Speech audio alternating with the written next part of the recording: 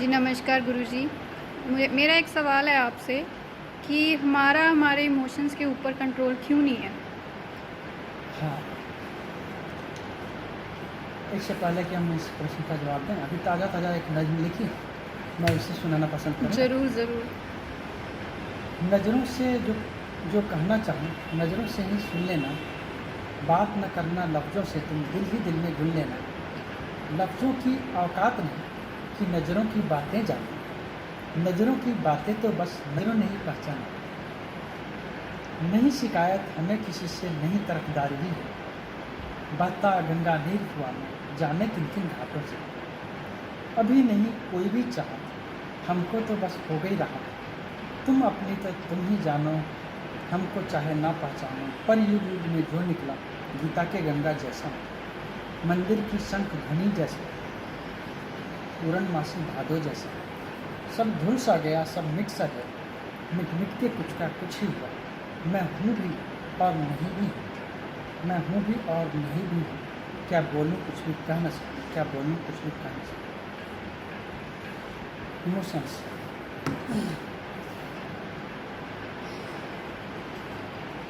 असल में मन को भी यदि हम एक यंत्र की तरह देखें, फंक्शन की तरह देखें, जैसे शरीर में हाथ है, पैर है,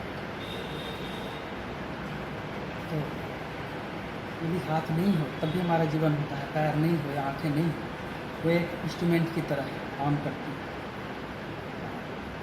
हमारे जीवन को सरल बनाती हैं। इस तरह मन भी एक यंत्र है। हम आसपास देखते हैं कि बहुत से ऐसे लोग हैं जिनको हम कहते हैं मंदबुद्धि है, इसका माइंड ज़्यादा नहीं चलता, मतलब उसका वो यंत्र बेहतर काम नहीं कर रहा। सारी शिक्षा व्यवस्था, हर तरह की ट्रेनिंग आपके माइंड को, आपके मन को बेहतर बनाने के लिए, कैसे आप सोच सकें, कैसे महसूस कर सकें, इसमें दो चीज़ें मेन हैं। मन को यदि देखें तो दो चीज़ें मेन हैं, सोचना, थिंकिंग का प्रोसेस, और फीलिंग, भाव। जो फीलिंग है उसी से थिंकिंग, समझ लो वो कोर है आप। लेकिन जो जितने आप शिक्षित होते चले जाते हैं, उतने आप फीलिंग पर, थिंकिंग पर ज़्यादा महत्व देते चले जाते हैं। अब इससे बहुत सी मुश्किलें आ गई हैं हमारे जीवन में, समझ लेना इस बात। हम कई द्वंद्व में हो गए हैं, क्योंकि हमारी फीलिंग कहती है कि ये करना चाहिए, लेकिन हमारी थिंकिंग कहती है नहीं ये ठीक नहीं होगा, ये घाटे का सौदा हो सकता है, इससे हमें ये हानि होगी। सारी प्रॉब्लम है वहाँ से। अब आप मनुष्य को छोड़ के पशु जगत में देखो, फीलिंग से ज़्यादा चलते हैं। उनको भूख लगेगी वो खाएंगे, उनकी जो प्यास लगेगी वो पिएंगे, उनको सोने की इच्छा होगी वो सो जाएंगे, विश्राम में चले जाएंगे, खेलने की इच्छा होगी दौड़ धूप करेंगे, मस्ती करेंगे। कहाँ से चल रहा है? ऐसा नहीं कि एक शेर खाने के बाद भी शिकार को मारे, एक सांप जो है ना, एक चूहे को निगल गया, फिर दूसरे चूहे को भी मार के रखे, तीसरे को भी रखे। यहाँ वहाँ से ये प्रॉब्लम शुरू होती है। अगला महत्वपूर्ण बिंदु ये है, समझ लो, कि हमें मन के बारे में कुछ भी नहीं पता ठीक से, तो हम सोचते हैं, ना अध्यात्म के बारे में पता है, तो हम सोचते हैं कि ऐसा नहीं होना चाहिए और ऐसा होना चाहिए।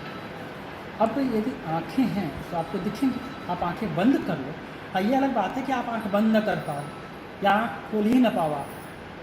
आपके हाथ हैं, यदि हाथ हमेशा हिलते रहे तो मुश्किल, न हिले तो भी मुश्किल। ये आपके नियंत्रण में होना चाहिए जब हाथ चाहे तो।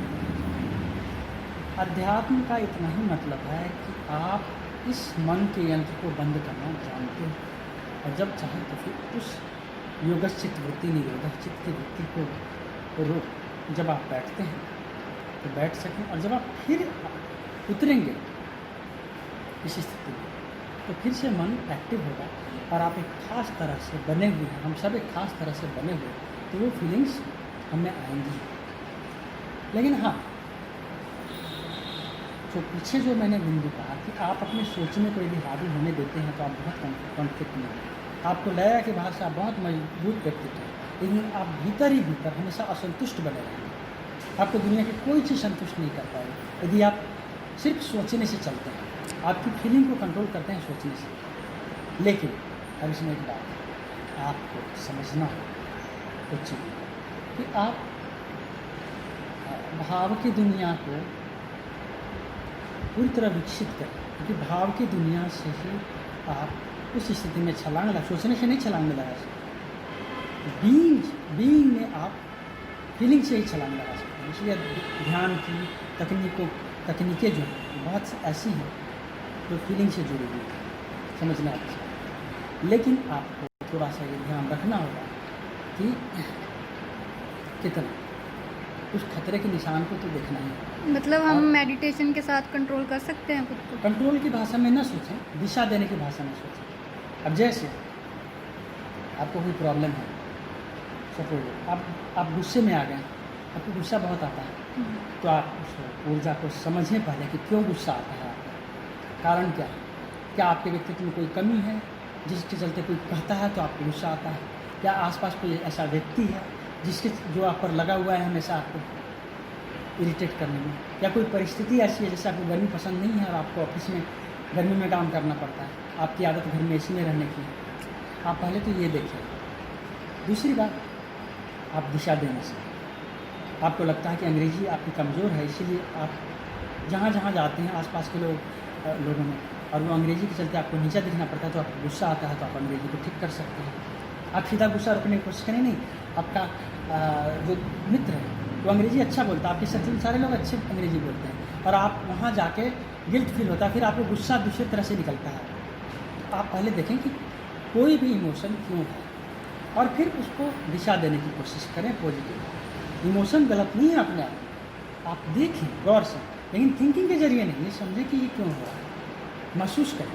दूसरी बात, यदि ठीक आप छोड़ देते हैं फीलिंग में ना, वो अपने आप आपको संभाल लेगा। आप थिंकिंग से कोशिश करेंगे संभलने की, कभी नहीं संभल पाएंगे। वो घाव पर जैसे ऊपर से आपने ना बस कपड़े पहन लिए, जख्म सिले नहीं, बस आपने ऊपर से ढक दिया।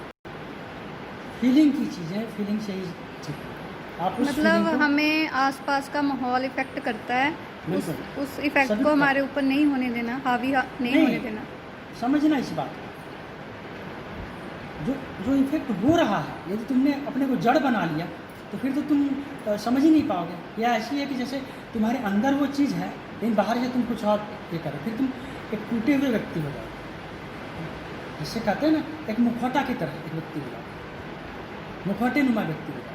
समझ लेना इस बात को। वैसे नहीं, नो, उस तरह से तुम्हारे तक हर चीज़ टच करनी चाहिए, लेकिन ये देखो कि इसमें कौन सी बात में कितनी सच्चाई है, और उसके लिए तुम क्या कर सकते हो। मैंने कहा ना, एक एंगर का दिया ना तुम्हें, एंगर यदि है तो किसी लिए है एंगर, और क्या उसमें सच्चाई, तुम क्या कर सकते हो। या तो तुम गुस्सा करते चिढ़ते रहो कि तुम्हारी अंग्रेजी अच्छी नहीं है, या तुम उन लोगों से दूरी बना लो जिसके चलते तुम्हें चिढ़ मच रही क्योंकि उनकी अंग्रेजी अच्छी है और तुम्हारी नहीं है। या तीसरी स्थिति कि तुम उस चीज़ को ठीक कर, देखना होगा इस बात, समझ रहे हैं। लेकिन हम इस फीलिंग को दबा लें, यदि हम रास्ता न निकालें, अक्सर लोग यही करते हैं, चाहे वो एंगर हो, चाहे डिप्रेशन हो, चाहे ब्रेकअप्स हो, उस चीज़ को दबा लेते हैं, उससे भागते हैं, वो रास्ता नहीं खोजते। समझ लेना चाहिए। आज इतना। धन्यवाद गुरु जी।